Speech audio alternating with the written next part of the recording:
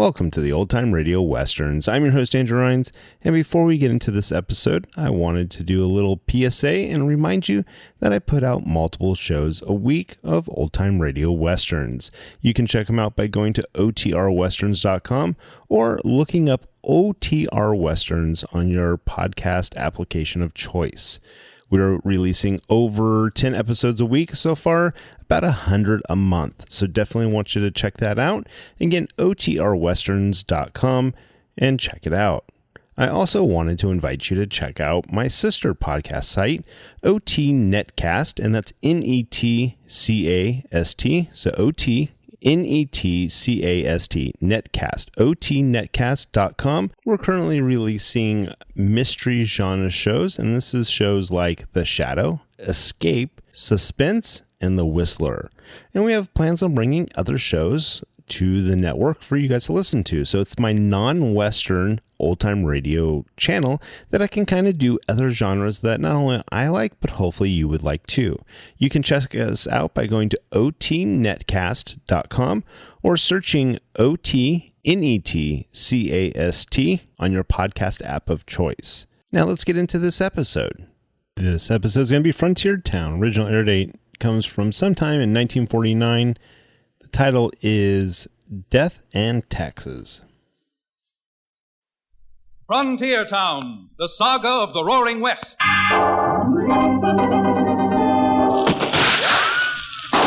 Frontier Town. El Paso, Cheyenne, Calgary, Tombstone. Frontier Town.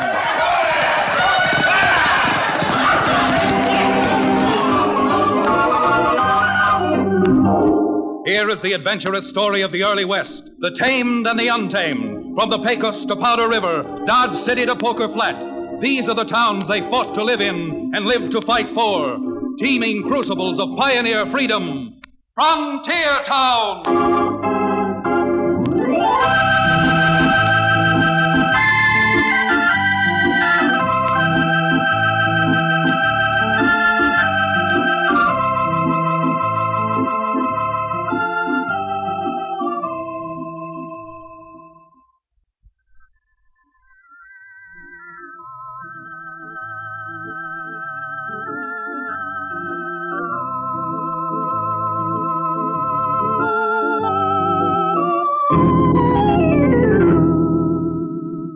Ever hear of Dos Rios? Well, it's a saddle-stop cow town smack dab south and east of Denver. It sprawls boisterously across the frontier. I live in Dos Rios. I'm the one and only lawyer there. Name? Chad Remington. Well, lawyer or no, in that frontier country, there's always something going on, something mighty interesting and doggone near always dangerous. Oh, not just rustlings and bank holdups, stagecoach and mail car robberies. Part of the time, our troubles come from what we lawyers might call our duly elected officers. Now, just a few weeks back, over in another little frontier town called...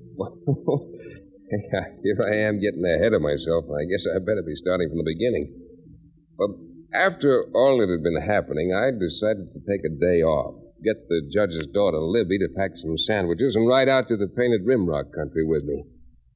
Well, we'd had a nice ride, a good lunch, and Libby and I were talking things over. I don't know about June, Chad.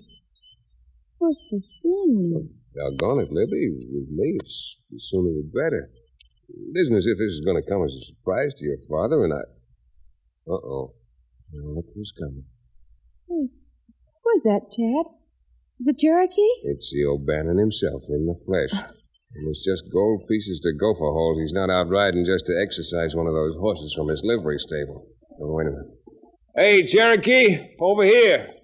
He sees us. What do you think he wants? Sure don't know. I paid him 2 months in advance for that office I ran from him up over his stable. Easy there, Gladys. Whoa! Oh! I knew I'd find you two lolling in some romantic dell. Hold it, girl. Well, if you knew it, did you have to come out to prove it? Having two people the right to commune with nature? My dear Miss Libby, you can continue communing with nature, Because if I say so myself, I am one of nature's noblemen. Yes, indeed. Oh, go on. Mother Nature probably ran you out of the house years ago for peddling that rattlesnake oil of yours. Oh, what's up, Cherokee? Why'd you come out here heels over leather? Because, my cherubic counselor, a telegram arrived for you. Oh? And since old Hank at the Western Union office said it was important, I thought I'd hit the saddle and try to find you. Here. Thank you. Excuse me, will you?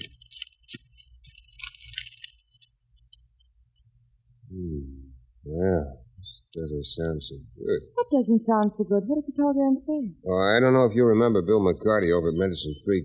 I'm sure your father does. Carty? Isn't he the tax collector over in Comanche County? Yeah, but he's not the county collector. He's a local tax collector from Medicine Creek.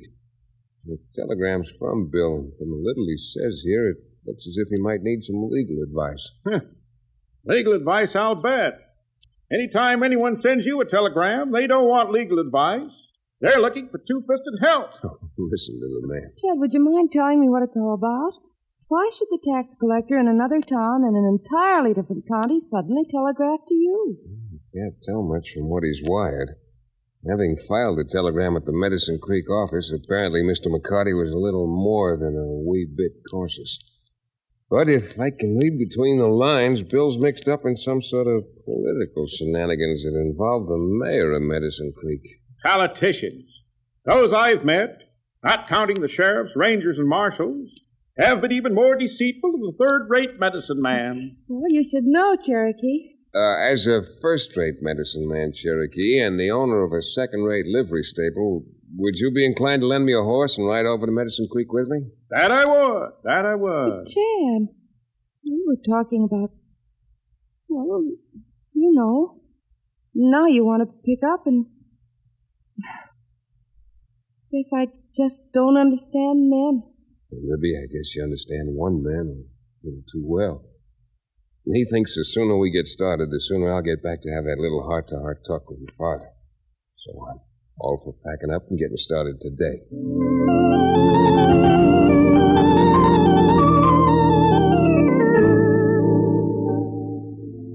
Well, sir, as it turned out, it was a good thing I didn't postpone my trip. Truth of the matter is, as it turned out, it was too darn bad I couldn't have gotten started a day earlier. Because while Cherokee O'Bannon and I were leaving streamers of red dust behind our pounding horses, the stage was being set in Medicine Creek for the big blow-off. As we pieced it together later, the mayor of Medicine Creek, the Honorable Richard E. Dalegood, had sent for his tax collector, Bill McCarty, and exploded his bombshell. Now, is that clear, Bill? Mayor, do you realize what you're doing? You're actually raising taxes to 3 times what they were last year. McCarty, I had you appointed as tax collector because I felt you were one man interested in seeing Medicine Creek grow. Man alive, that takes money. Of course it takes money, but tripling the taxes isn't going to raise money. All it'll raise is trouble, maybe killings. You know what a bad season the cattlemen have had. McCarty, either you collect those taxes or I'll have you impeached for malfeasance in office. Impeach and be hanged. Go on, haul me into court. But I think when you realize what I'll tell that jury, it'll be you they'll impeach and not me. There are a few other things I could tell a jury. Things like who killed Ralph Osborne. You know blame well I didn't kill Ralph. Do I? Well, I'm afraid any story I'd tell a jury would be thoroughly convincing. You'd better be leaving, McCarty. If you come back without the tax money, the mystery of who gunned down Ralph Osborne will be finally cleared up. Why, you... Good morning, Mr. Mayor, and goodbye. Well. I wonder who I can appoint tax collector after your funeral, McCarty. Somebody who'd at least appreciate the way we... Crone, what are you doing in my office? Well, Mr. Mayor, you handled our tax collector very nicely. Confounded Crone, I don't like you sneaking in my office through the back door. Well, I'll tell you, Your Honor, I saw McCarty go into the Western Union office this morning and send a telegram. Then when I saw him heading for your office, I just thought I'd come in through the back and listen to what he had to say. Well, I told you what would happen. You heard McCarty. He refuses to go through with it. Yeah, I heard him. I heard you, too. Heard me? What do you mean? How far do you think we'd get accusing McCarty of bushwhacking Ralph Osborne? I'm afraid, Mr. Mayor, that you're foolish enough to have faith in human nature. Huh? If a jury really started to investigate Ralph's death, it might be me they'd build a scaffold for. And if they build it for me, my friend, they'd build another alongside of it. For you. I knew I should never let you jockey me into a spot. Now, if McCarty talks to the ranchers and advises them not to pay the new taxes, everything I've spent 2.5 years working for will be blown away like so much tumbleweed. Your Honor, you're absolutely right. But I have a feeling that Medicine Creek is badly in need of a municipal reorganization. And to start with, you'd better appoint a man to replace our tax collector. For Pete's sake, Crone, don't you even think? If I throw McCarty out now, it's a cinch every landowner around here'd believe his story. Oh? How can they believe his story, Mayor? I mean, did you ever hear of a dead man talking?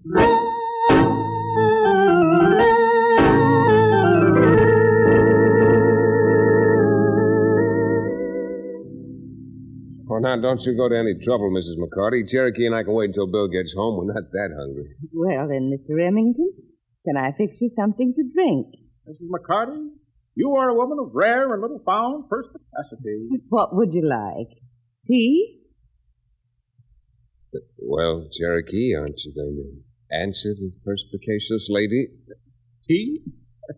On reflecting, my dear Miss McCarty, I've decided that perhaps Ted is right. I think it might be best if we wait until Mr. McCarty returns home.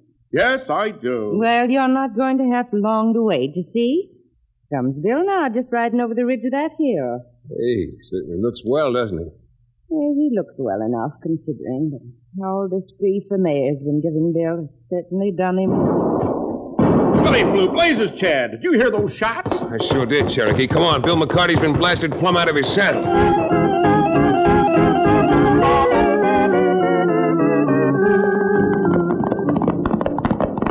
There he is, Chad. Raina. All right, Cherokee, help Mrs. McCarty off her horse. Chad, is Bill... And he's gone before you hit the ground. Those terrible killers. Those dirty, sneaking coyotes. They didn't even give him a chance to fight back. Well, I'll fix them. I'm going down and blast that no-good, crooked gambler myself. Gambler? That's what I said, gambler. That thieving crook called Crone. He's the one who's behind the mayor. No, just no situation like this is ever cured by another killing. What's more, you have no way of knowing if it was this Crone or anyone else in Medicine Creek who dragged Ghost your husband. Don't say that. Who else could it have been? Must have been that gambler. Cherokee, I think you'd better help Mrs. McCarty back onto her horse. Anything you say, Chad. Come on, Mrs. McCarty. Let go. You take your hands off of me. Here, Cherokee, I'll give you a hand. Look, if you're right about this gambler, Mrs. McCarty, we'll find out soon enough. When we do, I've got an idea I'm going to deal myself into his game. Except I'll be using my own deck. Every card marked with a cross we can put on his grave up on Boot Hill.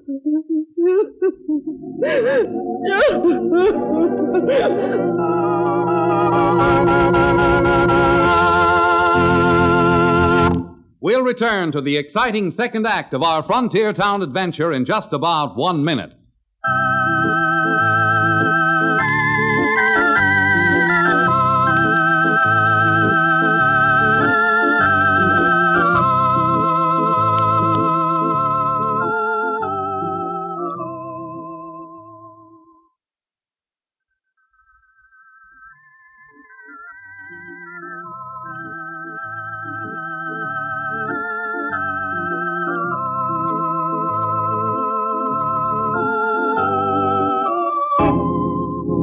And now, Frontier Town. Well, you can see now what I meant when I said it was too blamed bad Cherokee and I didn't get to Medicine Creek a day earlier. Bill McCarty gunned down in cold blood almost at the doorway to his ranch. And Bella McCarty, Bill's widow, hysterically furious, and despite everything Cherokee and I could say, vowing she'd avenge her husband's brutal murder. However, while Leo Bannon and I were doing everything we could to quiet and soothe Bella McCarty, down at the mayor's office, an entirely different kind of scene was taking place. A fine lot of good you did getting rid of McCarty. Now, believe me, Crone, there isn't a landowner in the whole district who isn't seeing red. My, Mr. Mayor. A man of your perception is worthy of real political ambition. How skillfully you keep your finger on the public pulse. That's enough, you cheap tin horn. Well, I must acknowledge that since tin horn is a synonym for gambler, you may be right. If you listen to me, you overweight muttonhead. You keep on like you're going, and this whole town is going to have an election. We'll not only elect us a new tax collector, we'll elect a new mayor. Now, look here, Carl. There's no reason to go losing your temper at me. All right. Suppose you just listen. Don't you think I know the ranchers are up in arms?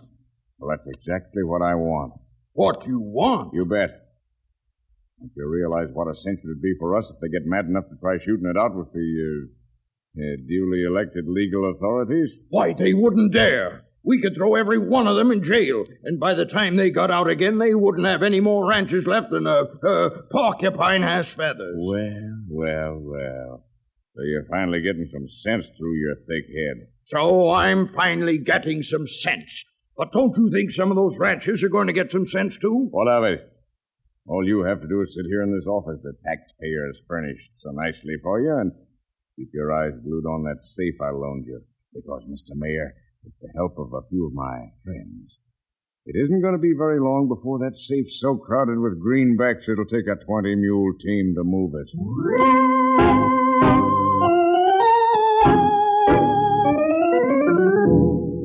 Certainly, Crone knew what he was talking about.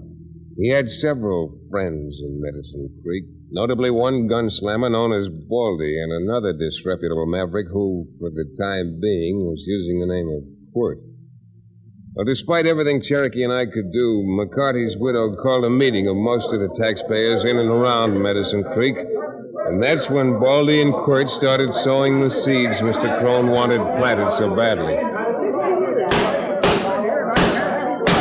Sure, I'm right. There ain't no law no place that says we gotta let that mare bleed us to death.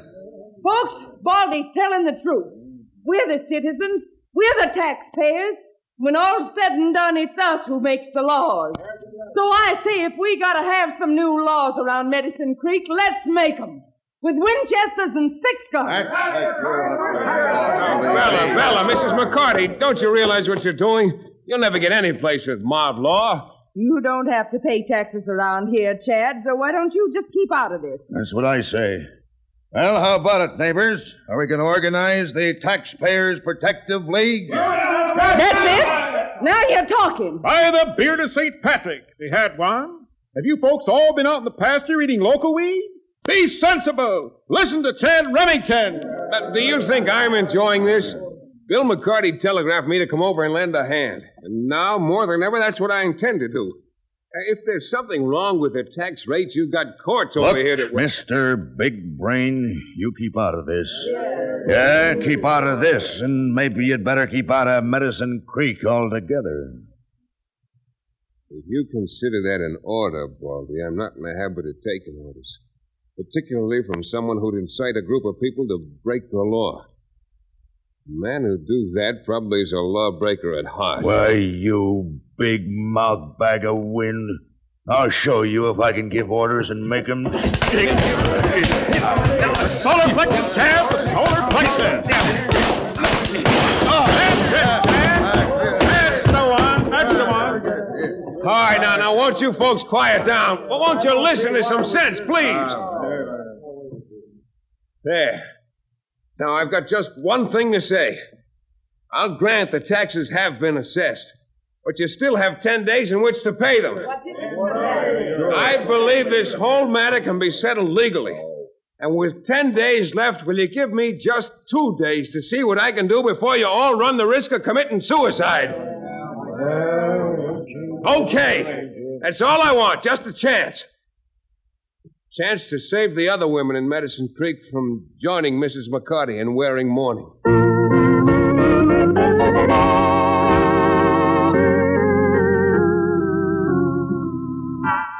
Crone, I'm telling you the truth. Me and Quirt had the whole meeting sewed up until this lawyer got up in the soapbox and butted in. So the ranchers aren't going to fight back. It sure don't look that way. They agreed to give Remington time to do something rather legally. Yeah. Well, in that case, we're not going to waste any more time. Huh? You know what he's talking about, Quirt? I sure don't. If Remington talks them into not fighting back, we're fixing it so they will. Get the rest of the boys and oil up your guns. Medicine Creek's going to have a range war, and we're starting it ourselves.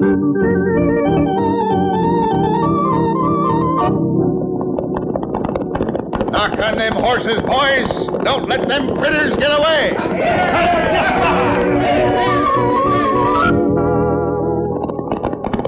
That's the Lazy J boys coming now. Rein up. Okay, now, let them have it.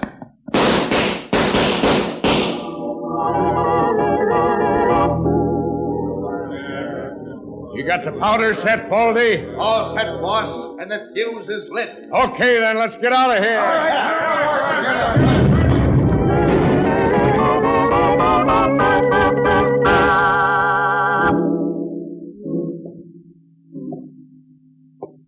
Cherokee, he's your friend. Can't you do something to make Chad stop? He's been pacing up and down like a caged catamount for the last hour. Don't all look good, Bella. Keep it off him a drink of genuine in rattlesnake oil. Soothe his nerves. The only thing that'll soothe my nerves is some way out of this. If I hadn't talked the ranchers around here into not organizing, some of those men hurt and killed last night might still be. Well, now, there's no use crying over spilled milk. It's not milk, it's spilled blood. I could only think of some way of proving what we all know and then putting those weasels in jail where they'd be safe. Dad, my boy, even jails aren't safe. Matter of fact, a lot of safes aren't safe. Yes, indeed. Learned that many years ago. Well, that safe in the mayor's office seems to be burglar-proof. But, of course, being a burglar himself, maybe the mayor knows... Wait a minute, Bella.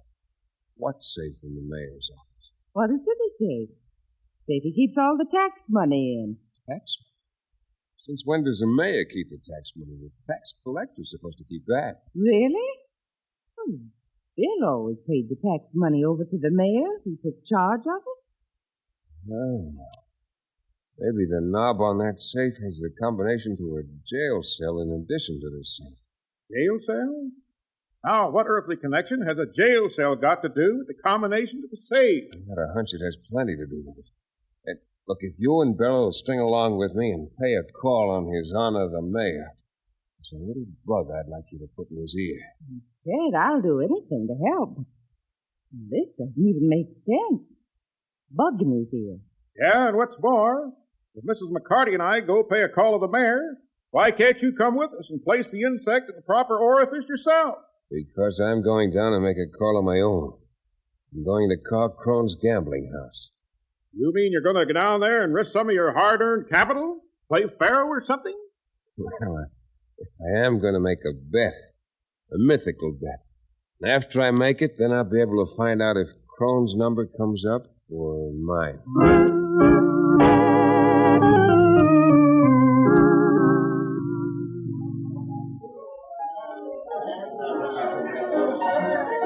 Yeah.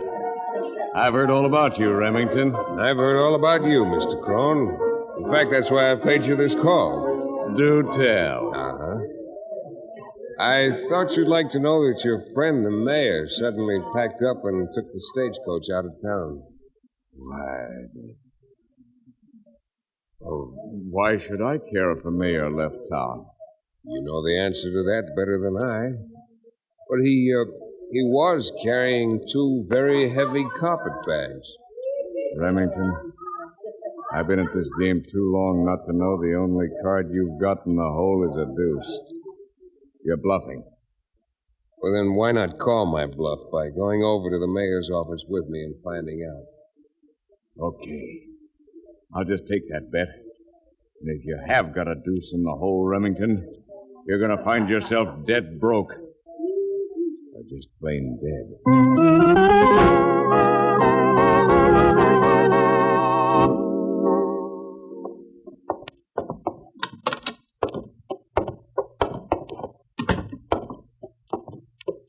Well, Crone, the mayor isn't here, is he?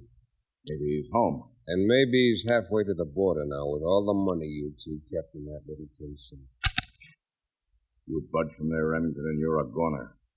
I'm going to call your bluff by opening that safe myself.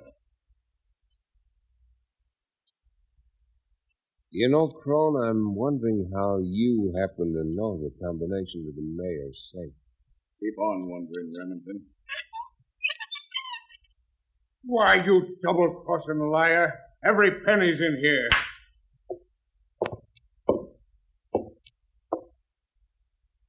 It didn't work, mister. Even if it had, it wouldn't have made any difference. You're through.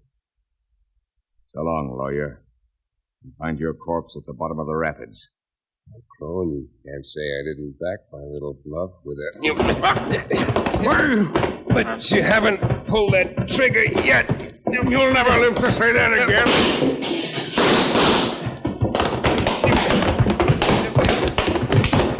For a moment, Crone, I thought my last chip was down. Hey, Cherokee! Bella! Get in here! Here we are, Chad. We've got the mayor with us. All right, Mr. Mayor. Get over there. Why, this is an outrage. Kidnapping the mayor. I'll have you all jailed for this. You will, Your Honor? When are you going to do that? 30 years from now when you get out yourself? Because that's just about what the jury will give you when they find out that the most notorious gambler in town knew the combination to your safe and what was in it.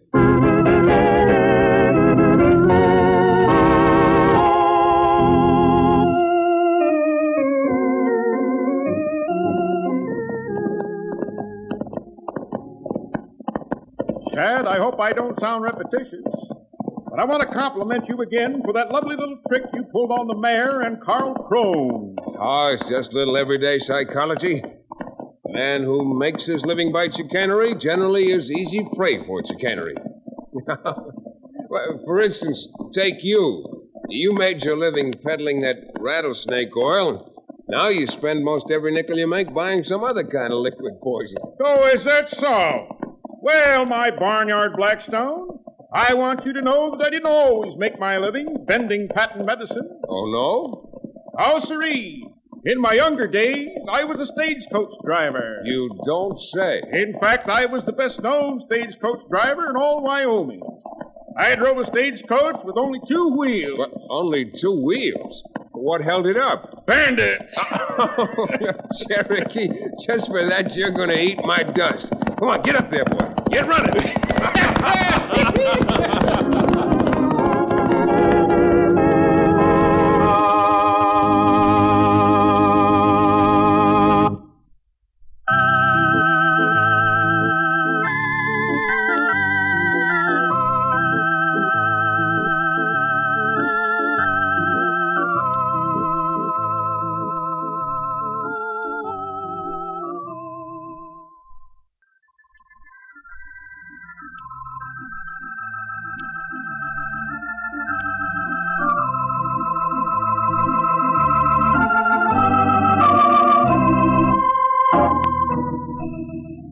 Frontier Town, starring Tex Chandler, is a Bruce Ells production. Story and supervision by Joel Murcott. Direction by Paul Franklin. Music written and played by Ivan Ditmars. Be sure to be with us again, same time next week, for another fine action-adventure story with your favorite young Western star, Tex Chandler. This is Bill Foreman telling you that Frontier Town came to you from Hollywood.